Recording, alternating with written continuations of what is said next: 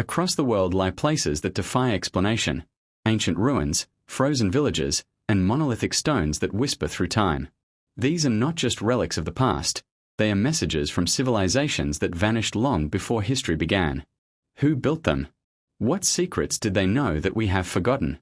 From the mysterious Venus figurine of the Ice Age to the towering dolmens of the Caucasus and the frozen village of Skara Brae, each site reveals a truth both humbling and haunting, that humanity's story is far older and far stranger than we dare to believe.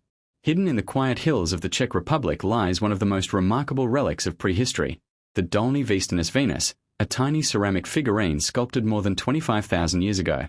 Barely a few inches tall, it is the oldest known ceramic artifact in the world, fired in a kiln thousands of years before pottery existed. Shaped like a woman with exaggerated curves, hips, belly, and breasts, it may have symbolized fertility, life, or the divine feminine. What makes it even more extraordinary is that fingerprints, likely from a young apprentice or child, are still embedded in the clay, a direct human touch preserved across 25 millennia. It reminds us that even in the harsh Ice Age, humans were not just hunters and survivors. They were dreamers, creators, and artists who sought meaning in a cold and uncertain world. Far to the south, in the misty valleys of the North Caucasus, rise structures older than the pyramids, the mysterious dolmens. Built from massive stone slabs, these ancient tombs stand silently on hillsides, their small round doorways facing the sunrise. Each dolmen is an enigma carved with precision and care, aligned to celestial events and constructed without metal tools or wheels.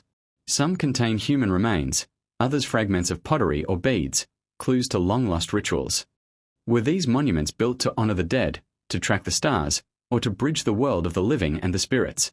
No one knows. But the sheer scale and precision prove one thing: even in prehistory, humans understood geometry, balance, and the sacred dance between stone and sky. Travel north to the storm-lashed coast of Scotland, and you'll find Skara Brae, a Stone Age village frozen in time.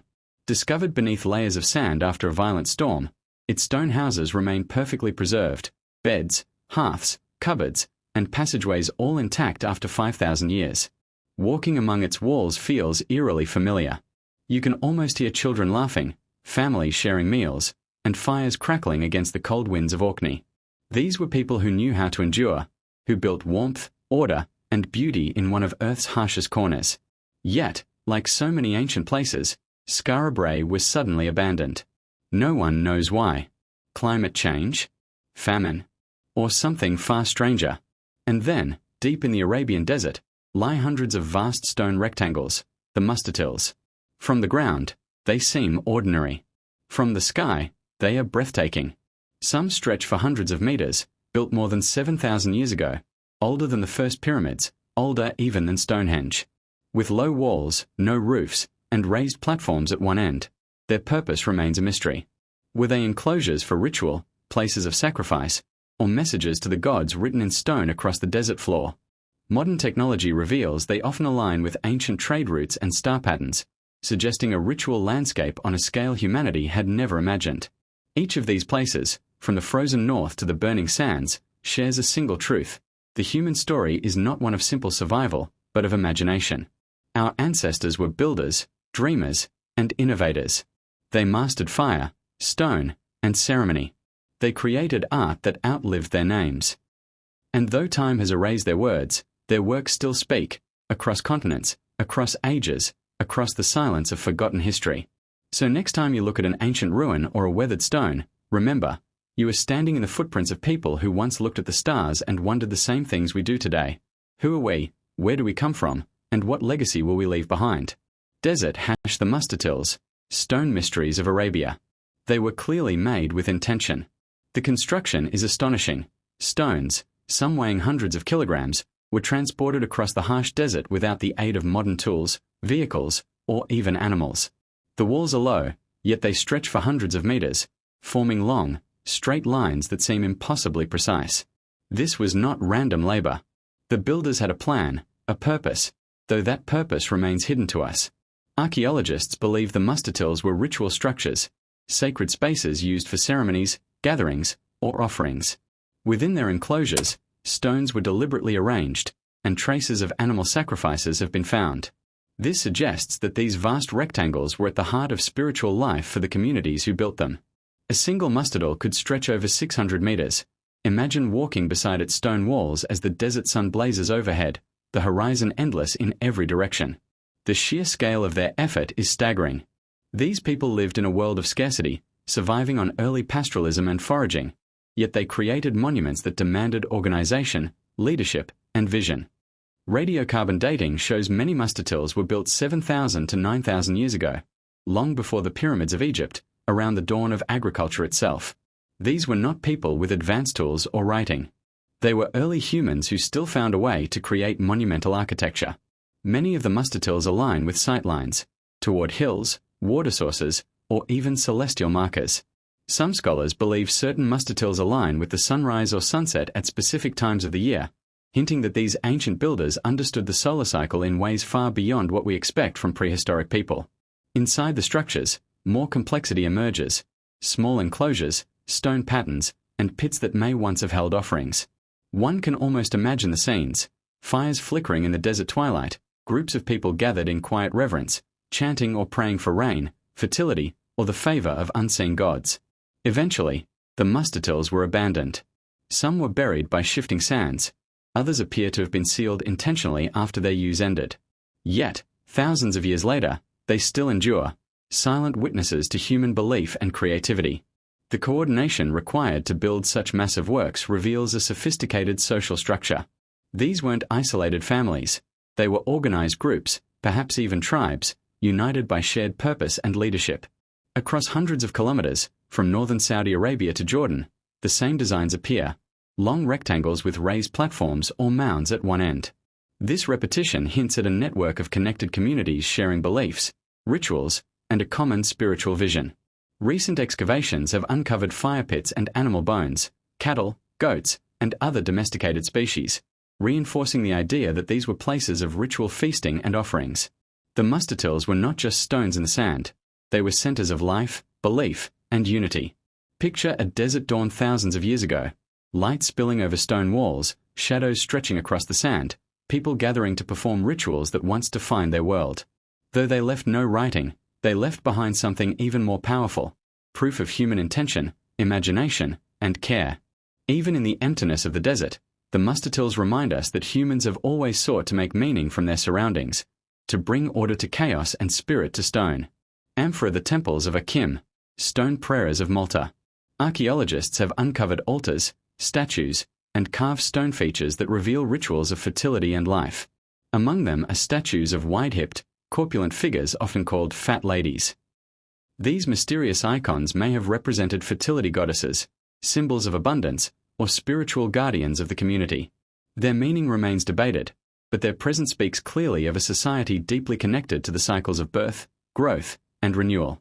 What makes Akim so haunting is the silence of its creators. The people who built it left no written language, no carved records or scrolls, no direct messages explaining their purpose. All that remains are stones aligned with the sun, and the quiet challenge to imagine their world. Life must have been harsh.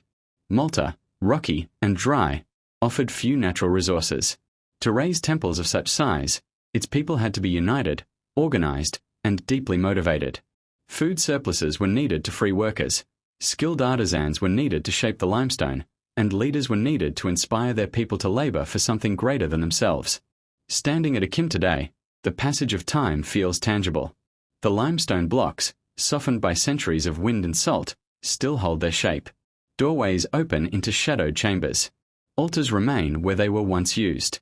It's as if the temple has waited patiently through millennia, a silent witness to everything that has come and gone.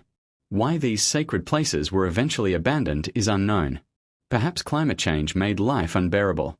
Perhaps new cultures or new beliefs rose and replaced the old. Whatever the cause, the temples were buried slowly by earth and time until their rediscovery in the 19th century. Now, protected by a vast tent-like structure, Akim stands again beneath the Mediterranean sun. Visitors walk wooden paths between towering stones, imagining the hands that placed them. For some, it's a bridge to forgotten ancestors. For others, a reminder of how fragile even the strongest creations can be. The sea glimmers in the distance, the warm wind hums across the cliffs, and amid it all, this temple remains silent, enduring, mysterious. You can almost see ancient people gathered here, dressed in woven cloth, chanting prayers beneath the solstice light, celebrating life and the unseen powers that shape their world. The megaliths of Malta remind us that even in the Stone Age, humanity sought meaning. These builders were not merely surviving, they were reaching for the divine. They were organizing their world, honoring invisible forces, and trying to understand the mysteries of existence. The temples challenge us to rethink what primitive means. They show us that thousands of years ago, humans already dreamed of eternity, and carved those dreams into stone. Water wave the sunken village of Atlat Yam, life beneath the sea. Beneath the calm blue waters off Israel's coast lies a village that once thrived with life. Families built homes, tended animals, and raised children there. Now it sleeps beneath the waves, the Neolithic settlement known as Atlat Yam, one of the world's oldest submerged villages. Discovered in the 1980s by marine archaeologists, Atlat Yam lies 10 meters below the surface, preserved by the sea like a time capsule. Among its remains are stone houses, grinding stones, hearths, and even wells still visible under the sand. It dates back nearly 9,000 years, older than the pyramids or Stonehenge, to a time when humans were just beginning to form permanent communities.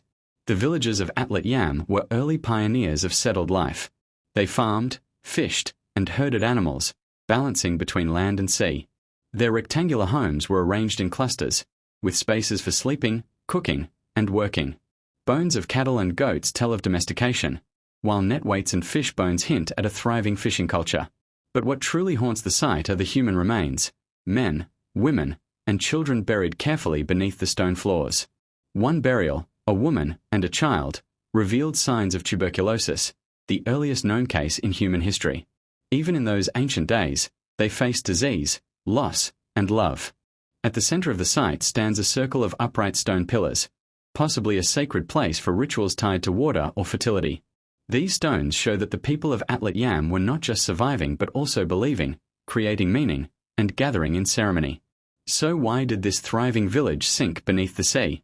Evidence points to rising sea levels after the last ice age, perhaps melting glacier or a sudden earthquake-triggered tsunami.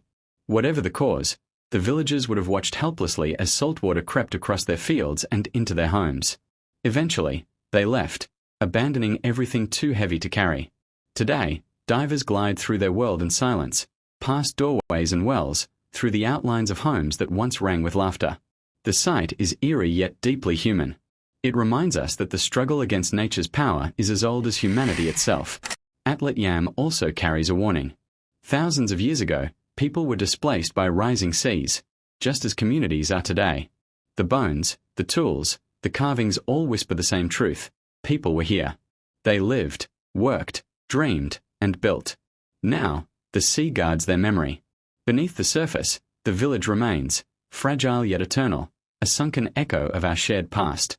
Moai stone statue, the Toltec Atlantean statues, stone warriors of Tula.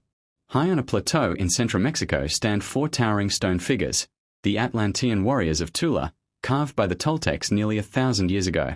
Rising more than 15 feet high, they stand shoulder to shoulder atop an ancient pyramid, gazing endlessly toward the horizon.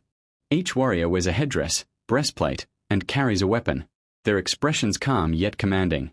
These are not mere statues, they are guardians, symbols of power, carved to embody strength and divine order. The Toltecs, who ruled central Mexico between the 10th and 12th century CE, built their capital city of Tula as a center of culture, religion, and war. The statues crown the Temple of the Morning Star, dedicated to Venus, a sacred symbol of light, war, and renewal. No one knows for certain who the statues represent. Were they real warriors immortalized in stone, gods who demanded blood offerings, or a fusion of both, half mortal, half divine? Their size and placement suggest they were more than decoration. To climb the pyramid and face these towering sentinels would have been a spiritual experience, a reminder of cosmic duty and sacrifice. When the Toltec Empire fell, the warriors remained. Centuries later, the Aztecs discovered them and revered the Toltecs as their ancestors and teachers. They borrowed their myths, rituals, and even the symbolism of these statues, preserving the legacy of Tula long after its fall. Even today, the statues command awe. Their detailed carvings, belts, armor, weapons, have sparked speculation. Some claim they resemble modern gear or breathing devices, inspiring theories of ancient astronauts. Scholars, however, see them as symbolic expressions of divine warriors, protectors of cosmic balance. In Toltec belief, war was sacred. Warriors didn't just fight for survival, they fought to sustain the universe, offering human lives to keep the sun rising. The Atlantean statues are frozen in that eternal vigilance. As night falls over Tula, the stone warriors stand against the stars, shadows stretching long across the ruins. The city is gone, the empire forgotten, but the guardians remain, watching, waiting, remembering. They are more than stone, they are memory made solid, a testament to the will of a civilization that refused to be erased. The empire is gone, the city lies in ruins, but the library remains. And with it, the memory of a world that still has so much to teach us. Far to the west, on the island of Sardinia off the coast of Italy, another mystery rises from the landscape, the Nuriga Towers.